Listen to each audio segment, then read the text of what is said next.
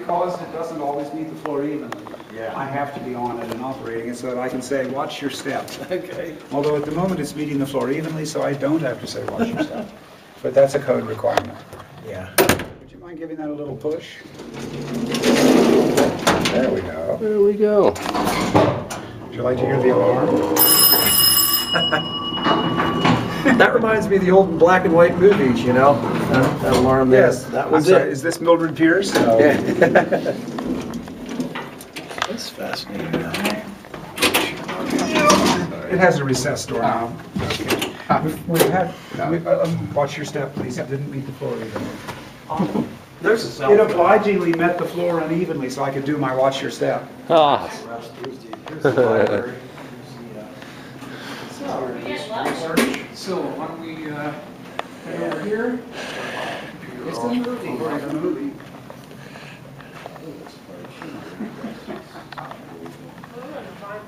Yeah. All right.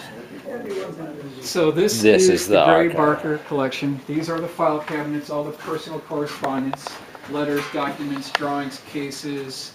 That's in here. This is the book collection here. All this is him. Yep, this All is cabinets this is and the all periodical collection here.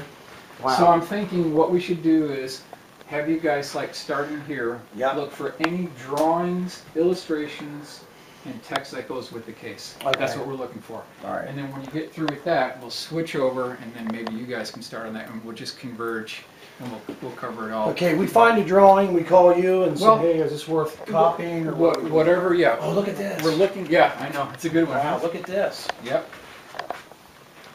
Look, did you know Gray Barker? Hey, speaking of which, guys, there's the Mothman. Where's Point Pleasant, West Virginia compared to here? Well, it's about 70 some miles west, and then another maybe 50 south. So really close to Kentucky, basically. But not too far. Yeah. I knew it wasn't That was that one of far. our spacecraft news. That was one of Barker's publications. Oh, really?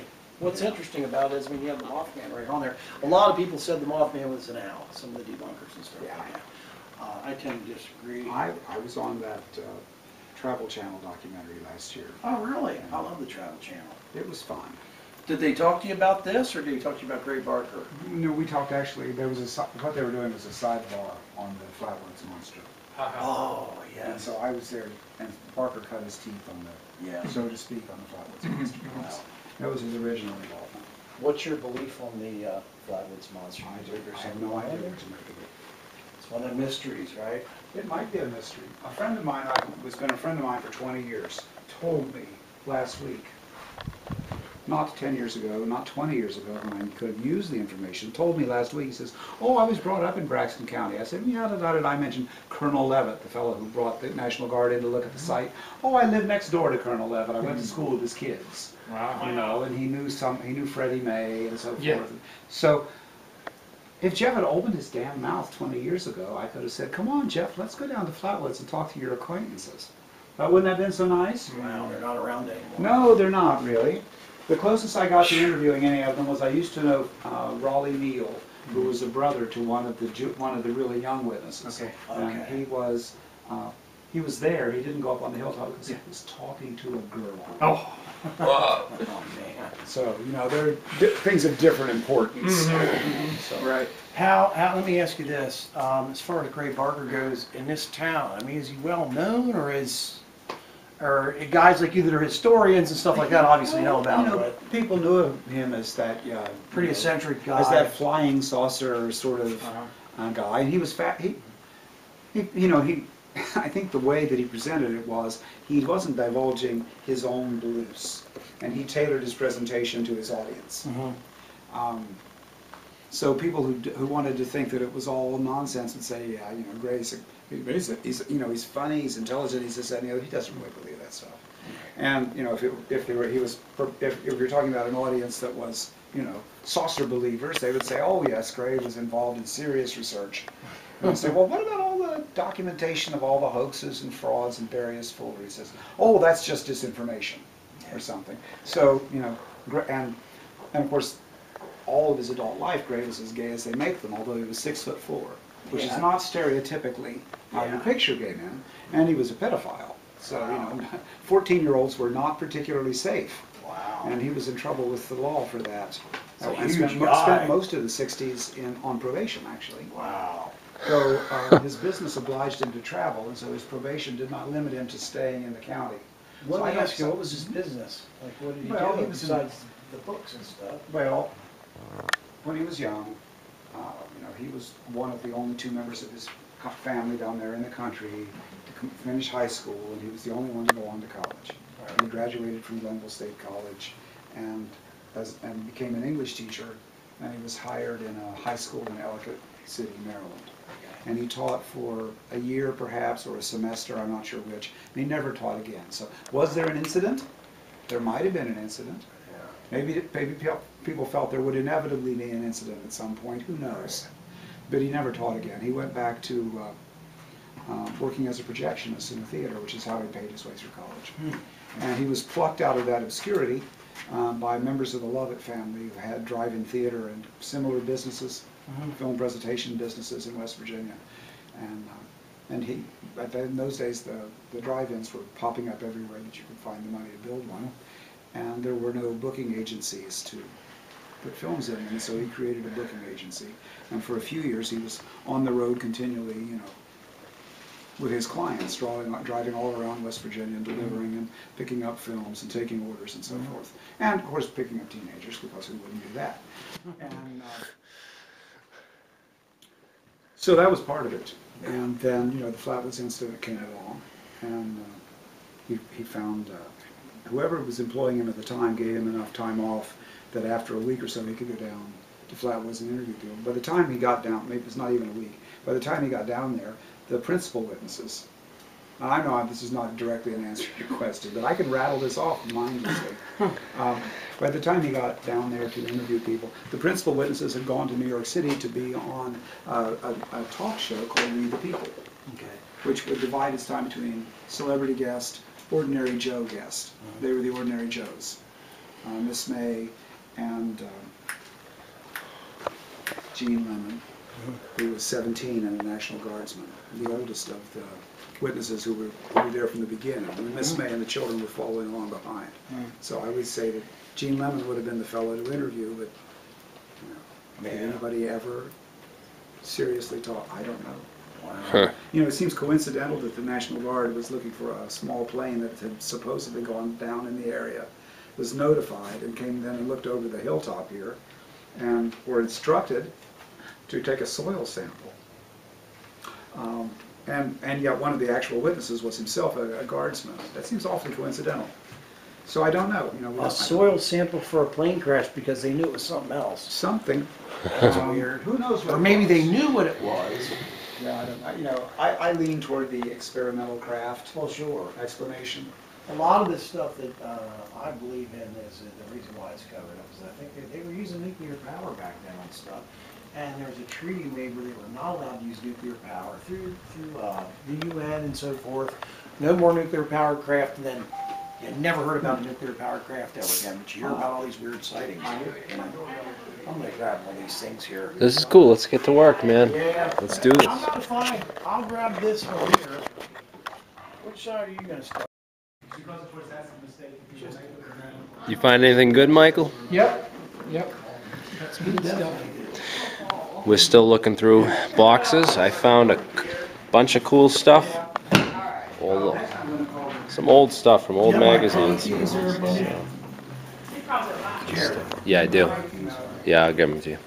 Image of her mother, for real, out of focus image of her mother with a bad 1960s camera. And it was proven beyond any doubt, and some people thought it was a bird. No, it's her in a dress, and it's her back and her elbows right here.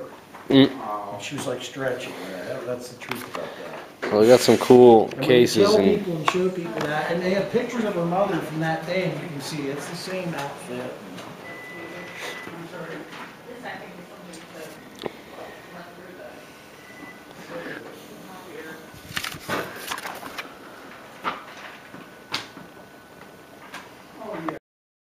In his brain, he actually believes this to be true. The guy's 60 years old, I guess. Phil name Phil's like, who's this chap?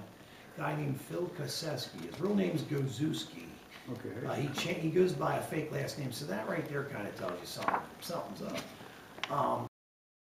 once upon a time, there was a fellow named George Tyler, and in the last year or so of his life, he was traveling around Los Angeles, going to whatever little meetings that involved saucers and that sort of thing, and telling the story that an expatriate now living in Hollywood named Nicholas von Papen, the Baron Nicholas von Papen, had been called in by the Air Force to take photographs of a crashed saucer. Might have been the Aztec crash. Something contemporary with all of that. The people who were hearing Tyler didn't so much believe Tyler because his demeanor kind of suggested that he was not to be believed. But a friend of Tyler's wrote out Tyler's narrative about von Papen and so forth and prepared to send it to Desmond Leslie, and then changed his mind and sent it to Gray Barker instead. And it still begins, "Dear friend Leslie," but Desmond Leslie didn't get it, Gray Barker did. And it was an interesting piece. And Barker then communicated his interest to his anonymous West Coast associate, who was actually a woman named Jackie Sanders. They were, I don't know if they ever met, but they wrote each other all the time. They wrote so much that there's a file for their correspondence for each year. So, you know, if you get to that point, you're at the top of Barker's list. Well, anyway, so she looked up the Baron von Papen and went to his little bungalow in the Hollywood Hills and rang the doorbell.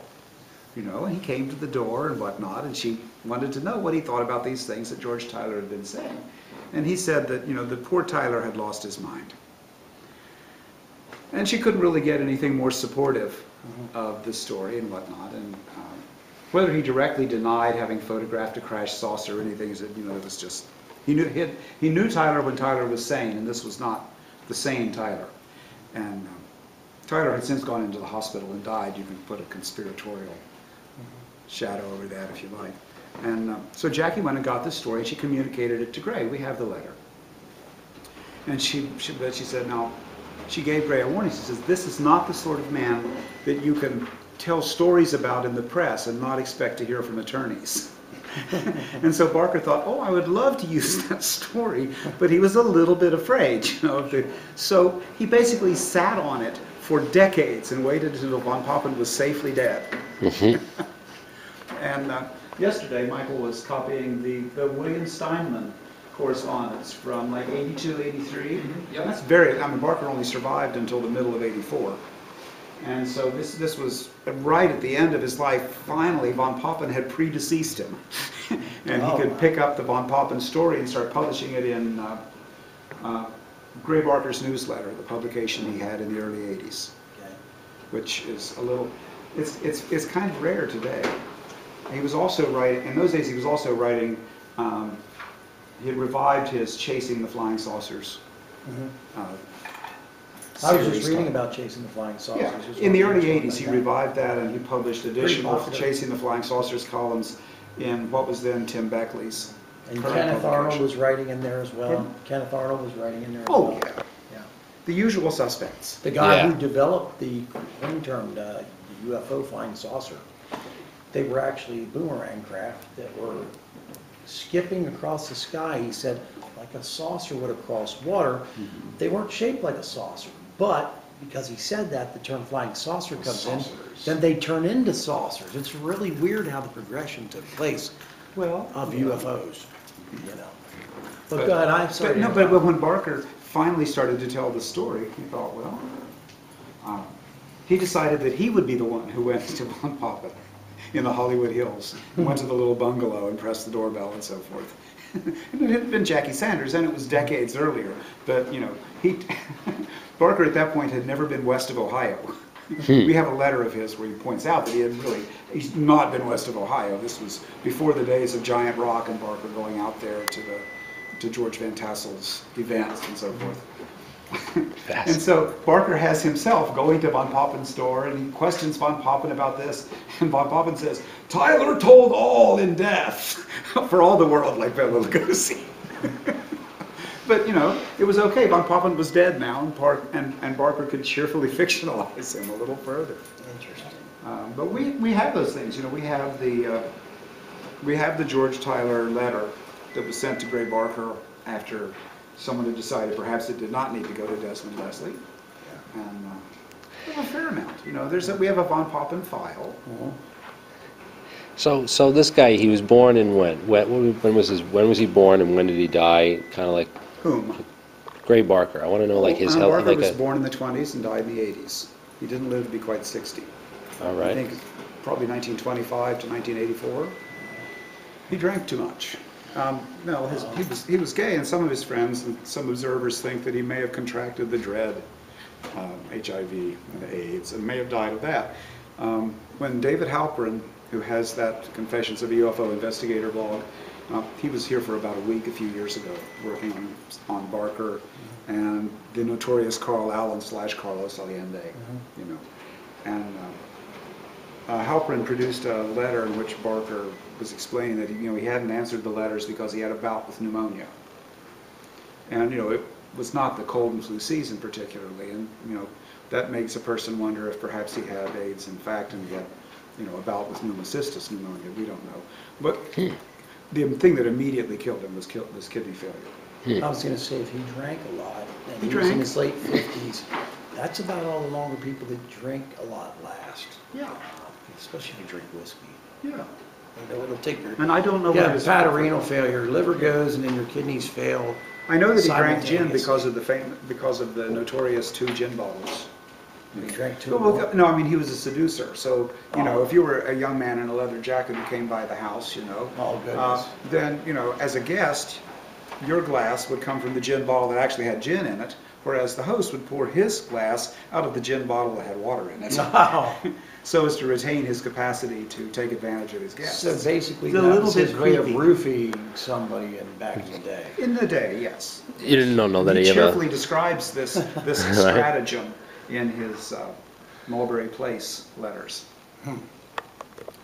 Huh. Well, He was really very funny to about each it. his own. He referred to Weird. someone who was attractive was interesting from the standpoint of UFO research. That's how he would describe it. Oh, we have to run out of here then if big 6'5" Gray Barker was in here. No, he was only 6'4". Well, then he's not much And like a taller- lot of he's not tall any people, taller- he stooped a little because he was taller than Well, most he of the was people he probably talked about to. like that then. Yeah. I'm 6'3", so See, there you go.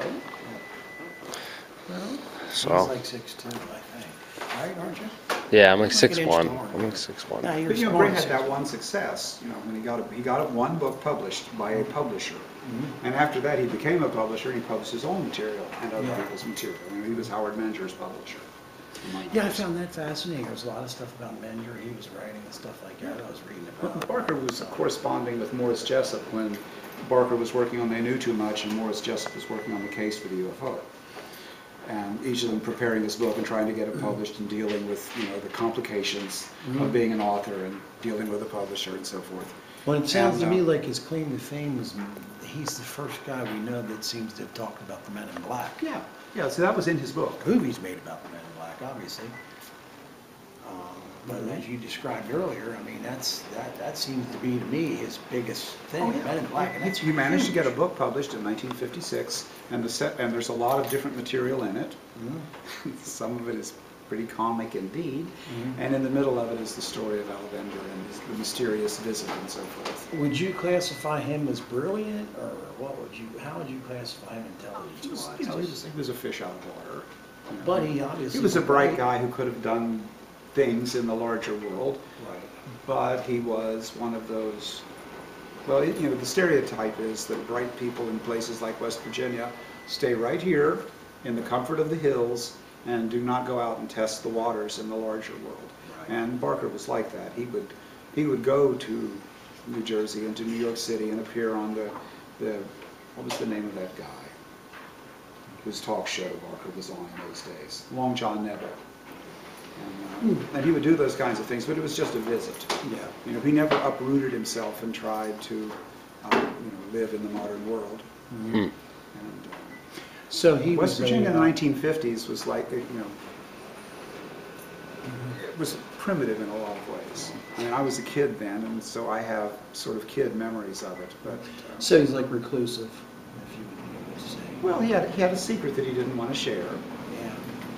Right. Well, back then, if you were gay, He was or a frustrated something, writer, Yeah. and so the UFO gave him an opportunity to write. Right. and he was not a dedicated rewriter. A lot of his stuff seems to be first draft and a few corrections in the margin.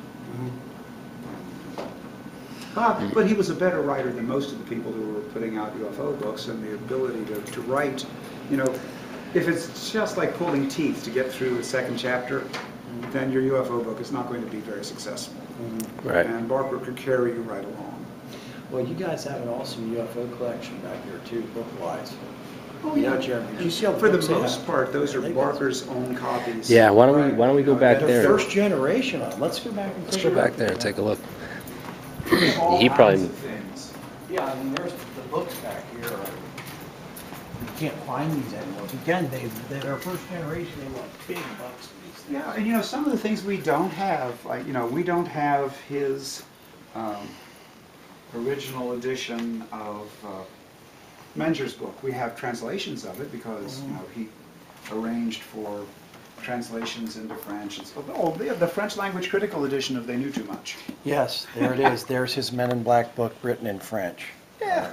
Yeah. Yep. I mean, contributed there it a is, little bit of first generation. information. Oh, yeah? The editor thanks me in French in a Interesting. footnote. And I think being thanked in French in a footnote is about as good as it gets. Well, some of those magazines As a librarian, out there yeah, are French, definitely. you know, that I was going through, and I was like, wow. That look at press this. in Paris has a series of UFO classics, and this was the second volume that they published in that Mhm. enterprise. Interesting. These are the Andy, a lot of these are the Andy Colvin, as we call them, pirate editions. Okay. Above Top Secret, Timothy Good. This is an excellent book. This is Barker's, this is the original. Uh-huh. They knew too much about flying saucers, and it Yes. probably, Look at well, that. there's Barker's, Oh, wow. perfectly legible. The library was having one of its annual celebrations of its own existence. Uh-huh. And they invited Mr. Barker to come and speak, and he donated a copy of his book and autographed it for Wow. them. And that was in this building in 1957, I And that's a think. first edition, obviously. There was no second, but Yeah. there was no second in that format. Mhm. There's a paperback edition I call the Summer of Love edition in 1967. Then there's the Illuminat Press Conspiracy Theory edition of 1991 or 92. I think it's 92. You know, that's funny. I don't see the Summer of Love edition on the shelf. Michael may have it out there. Possibly. He was going through every book here. And you know, the Bender book that he published in the late 60s, Flying Saucers and the Three Men, I've never seen the hardbound edition. We only have the authorized paperback reprint. And Bender. why don't you talk about on this wall and show them the personal correspondences? and Oh stuff, gosh, too. there's a world of things in here. Who knows what we'll find? And that's what Michael's been really Sure. digging into. Yeah, this is like the most dense collection of just real hard data. Yeah, this is a lot. Yeah, there we go. No, he's got stuff about Bigfoot. Yeah, this has, you know, The case for Bigfoot. And back in 1957. Do you know where I can find more Townsend Brown stuff, or more stuff about like this anything related to science or technology or? Yeah, no doubt. But not that I can pull off the top of my head. You know, most of the Yeah. stuff that I'm familiar with enough to talk about it without doing my homework first is involved with the personalities. These are the Jessup files. You know, okay. you know, What do we have there? Barker and Jessup were friends. Jessup sometimes came to Clarksburg and visited with Barker, and sometimes Barker visited Jessup. And as I say, they were both working on their books together. After the books were out, Barker eventually began to step back from the correspondence, and Jessup's last few letters to Barker go unanswered. And then he dies, of course. He gassed himself in Florida, Wow. the author of The Case for the UFO. And That's weird. yes, You say gassed himself. in his car. Outside, Yeah. And we have a copy of the report from the coroner. You know, Barker set off for this stuff. I think he wanted to encourage the idea that Jessup had been silenced because he knew too much about flying saucers. That is interesting. And I don't imagine that Mr. Jessup was silenced because he knew too much, but there's so many bits and pieces. You know, Jessup's book, The Case for the UFO, was published in hardback and a paperback reprint shortly after, and a copy was picked up by Carl Allen, the notorious Pennsylvanian who normally called himself Carlos Allende, but sometimes he Germanized himself to Karl Meredith von Allenschmidt. Wow. And he may have had other ethnic aliases that he Wow. liked to use. And he seems to have been powerfully delusional. Do you know what part of Pennsylvania he's from? That's where I'm from. You know, I used to know. We can look it But I up. don't know. I don't know. I'm getting older. You know, the nouns are dropping away. There's Carlos so many of them. Allende, I know, I'm 47 now. Carl Allen. Where are the nouns going? Was, yeah. Well, Yes, exactly. Carl at some point procured a copy of this book and began putting notes in the margin. And the notes were identified as Mr. A, Mr. B, and someone called Jemmy, J-E-M-I. And it's like they're sort of talking back and forth in the annotations. And once, Allen did not immediately admit to having created all the annotations, but he eventually did. And at some point then he picked up the book and put it in a mailer and sent it off to the Office of Naval Research. And people at the Office of Naval Research, I think, thought that it was, you don't usually get this purely delusional material in this quantity, you know. And so they decided that they would have a reprint of the book made with, you know, with the notes in the margins and so forth. And the person who did this was Austin Stanton, the head of Vero Manufacturing, a defense contractor in Texas, which was very forward-thinking in electronics and so forth. And so Stanton's own secretary, a young woman whose first name was Michael, helpfully, wrote, you know, she sat at the typewriter and whatnot and created the stencil from which the Vero edition of The Case for the UFO was published. And so the folks at Vero wanted to do everything by the book. You know, they dealt with the publisher for the rights to do a limited reprint. There were only like 25 copies of it run on the mimeograph machine or whatever.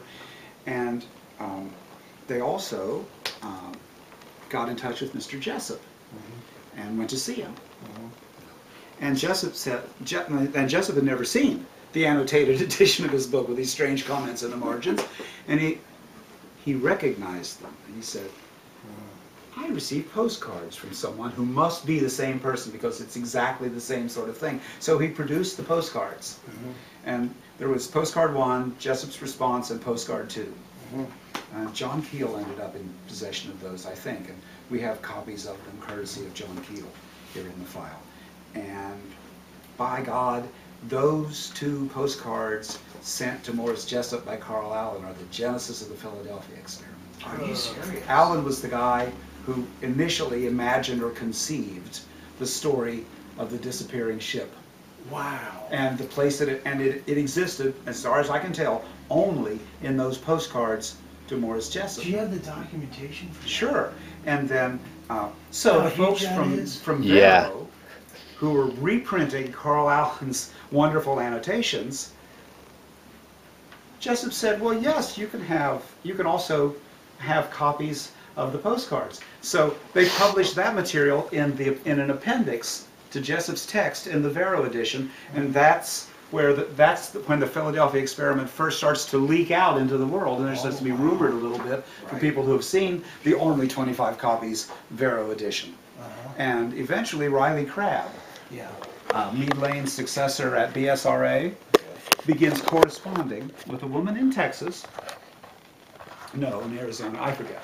But anyway, a woman in the Southwest who has access to that, the young secretary who created the stencil, they let her have a copy as well. So one of the 25 copies was hers, and after she married, she left it at home with her parents. And her mother was willing to loan it to a woman called Rose.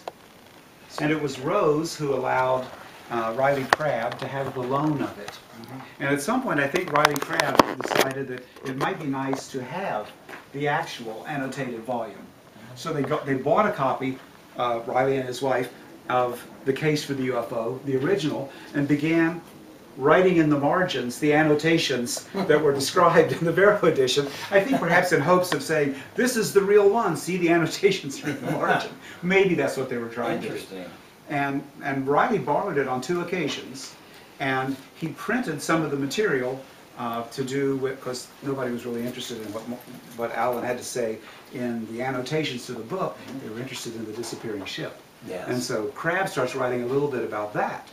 And there's some negotiation at one point whether maybe Riley Crabb and Gray Barker could jointly republish the thing, although most of the interest is really in this little appendix and so forth. And Barker didn't want to share the glory. Barker was acquainted with this mysterious woman, Rose, and it was like 1972. She had been involved in UFO for 20 years. She was about done with it, so she boxed up all of her UFO materials and sent them to Gray Barker here in West Virginia, including what she had now been given after having been loaned it, the young secretary's text of the Vero edition, and that's how Barker was able to publish the Vero edition. And so it was because that was the first wide distribution of the material about the disappearing ship. And so Barker always said, if you want to know who created, who's responsible for the Philadelphia experiment, it's me. Wow, the Philadelphia experiment. Is Yeah, just Did you hear that, guys? Did you just continued hear to that? annotate. After Barker was involved in this and was going to publish the Vero, then out of the woodwork comes Carl Allen a decade and a half later, after his having originally annotated the book, and he shows up eventually on Barker's doorstep and starts annotating further in Barker's published version of the annotated book. So then there's like a couple generations of additional annotations. And we have a copy of the Barker reprint of the Vero edition, The Case for the UFO by Morris Jessup, with actual red and black ball pen annotations by Carl Allen himself. So there was never any such experiment above the USS Eldridge. So as I've heard other people say that it really happened, but what seems to have happened is that Carl Allen imagined that it happened and wanted to talk to Morris Jessup about it. And as I say, it found its way out by way of the Vero edition, and then Riley Crabb, and then finally Gray Barker. And see, one of the things that Rose did when she boxed up all of her UFO stuff and sent it to Gray, she included all of her correspondence with Riley Crabb. So we know about Riley Crabb's borrowing of the volume and his reprinting of part of it in one of his publications and his creating a sort of facsimile of the original annotated book. It's all in the correspondence. And who was Rose? Rose was the secretary. Rose was the office manager at NICAP in the days of Townsend Brown. Yeah, but Townsend Brown. Remember what Yeah, you it's, told the same, me? it's the same woman. Yeah. You know, I mean, I didn't mean to bring her into the story, but I like the way that people. There's a interesting how limited all- number of people involved here. Yeah, It's very interesting how it circular. ties together. Did you ever hear anything about Al Bielek? He used to say he was involved in the Philadelphia experiment. No. He was the time traveler guy. He died Oh. back in the 90s. Well, that's a shame. You have Phil Schneider, who claims his father, who was in the Navy. He was involved in the Philadelphia experiment. But there's a commonality among There's a all guy, these I know people. a They fellow all named talk. Don Rose who claims that when he was a boy, he knew a man who had witnessed the disappearance Yes. of the ship and so forth. But I think once the story gets told, people come out and say, "Well, I saw it. Of course it happened. I saw it." You know, first-person testimony is what's wanted, and human beings being what they are, first-person testimony appears. When the ship rematerialized, excuse me, when the ship rematerialized, there were people that were half fused into the deck of the USS Eldridge, and the stories are crazy. Michael, did you ever hear the story he has just told about how the Philadelphia experiment actually, what really happened, how the legend began? This is unbelievable. It's Look, historic. yeah, he just sat here and told us that. I was not expecting that, because that's something I've looked into over and over, because it's one of the mysteries where you want to know. Wow. I mean, that was interesting. Sure, we have photocopies of Alan's postcards to Morris Jessup, and we have a copy of Jessup's response to the first of the postcards. He doesn't seem to have responded to the second. I mean, that's It was quite encouraging. It was sort of, he was sort of like Barker. Jessup was sort of like Barker. He says, "Oh, this is fascinating, tell me more."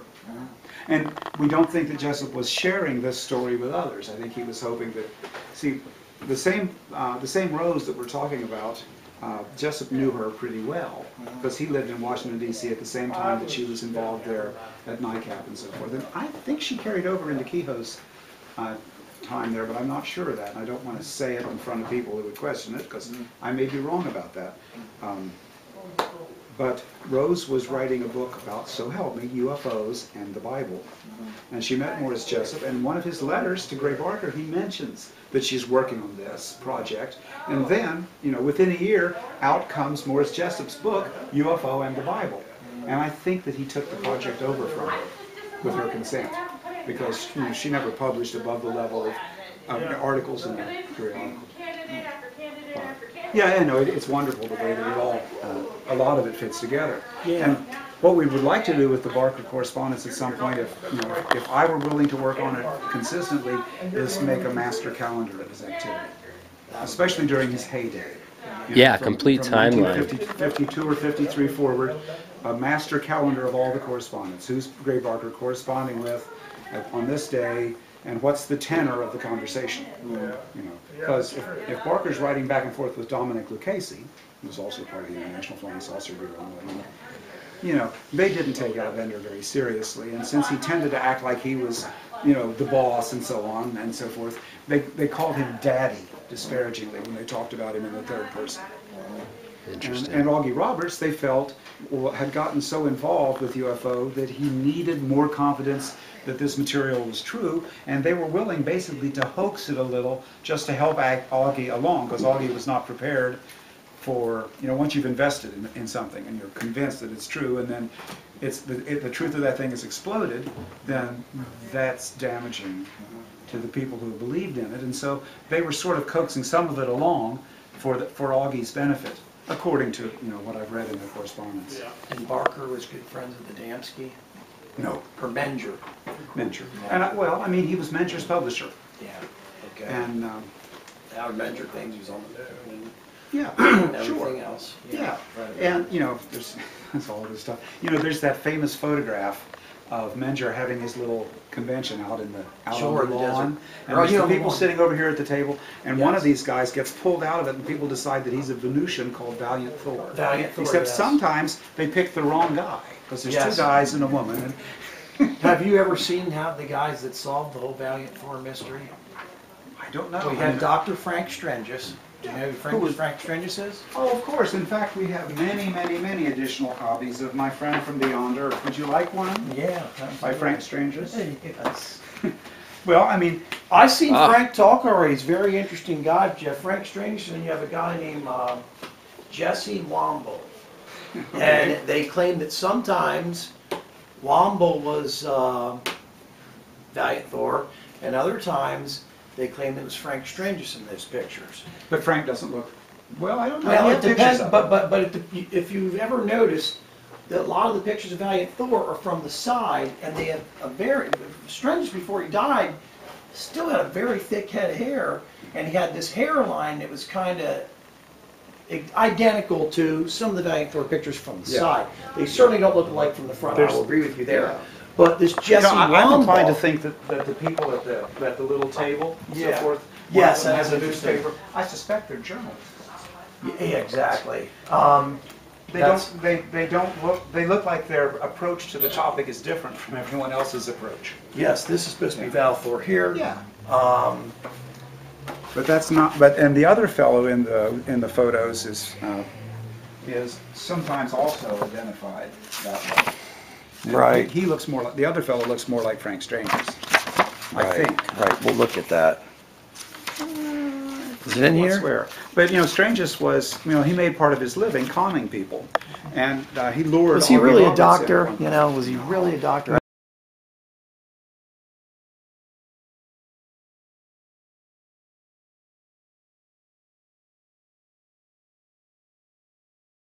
Continue straight for 20 minutes to state route 234. He's answering the machine. This is going to be hilarious. Record your message after the tone. Simply hang up when done.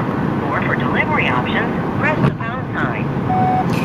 Yes, this is Anonymous, and we've been driving through Pennsylvania, headed back from West Virginia.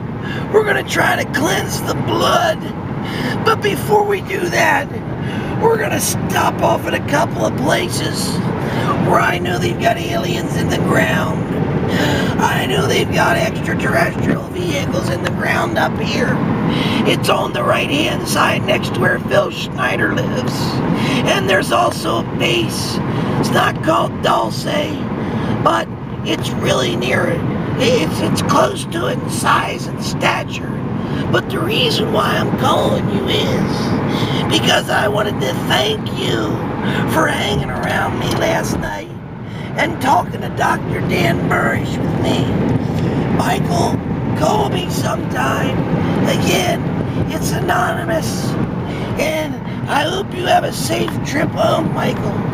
Thank you, Michael. Bye.